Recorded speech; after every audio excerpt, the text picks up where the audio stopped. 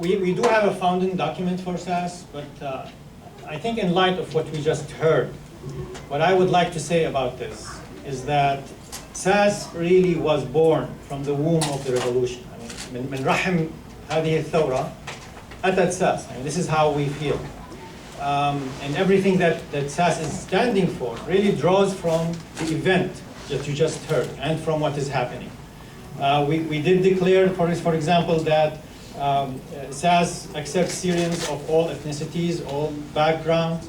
There is absolutely no other adjective that has to be attached to the attribute Syrian for you to be a member of SAS. If you are a Syrian who is concerned about Syria, just like the demonstrations say, سلمية سلمية إسلام مسيحية.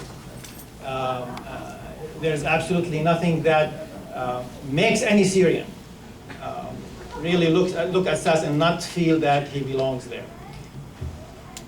We're also declared that we believe that the Syrian territory and the national unity is indivisible.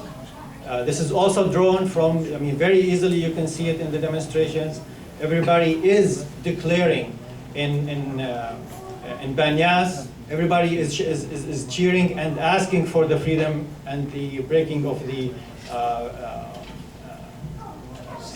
siege on Dar'a, and in Dar'a people are calling for Hamas, and in Hamas people are calling for Latiye.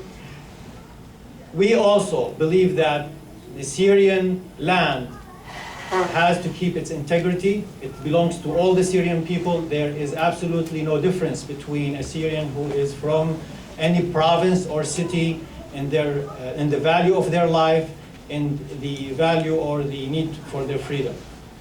So we also believe in that.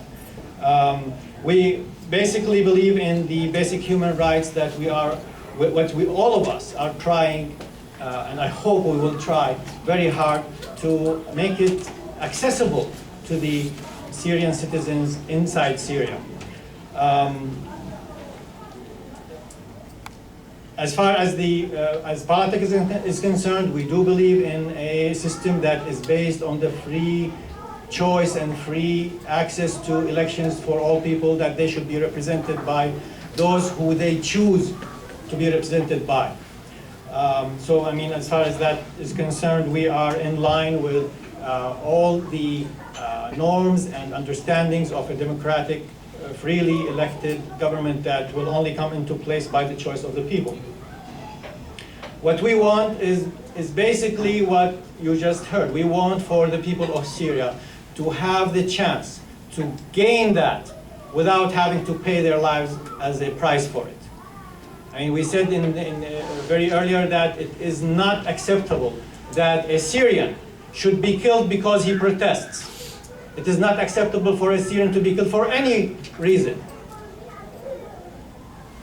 We want to stand firm for that. That is what we're calling for. We want to help make that a reality, that Syrians are not harmed just because they are exercising their rights, their basic human rights. We would like also to strengthen the bonds between the Syrian community, the expatriate community, and the motherland.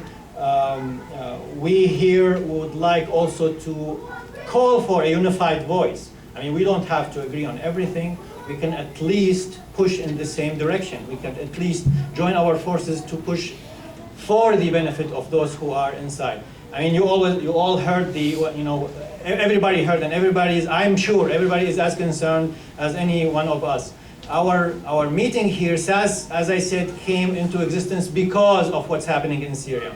Anything that helps people of Syria is what SAS wants and what we in SAS would like to have happen.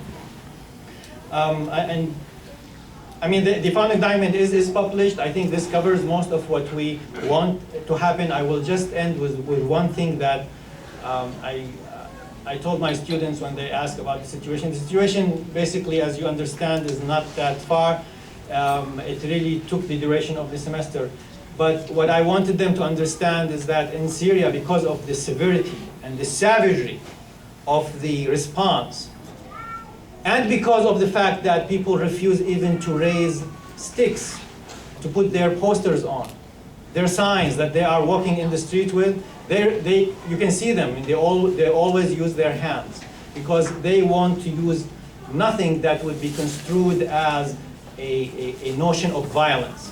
What I told my students is that in Syria, if inshallah this thing continues, and if inshallah we are able to get where we want without resorting to violence, Syria will probably be the first time that flesh subdued the steel.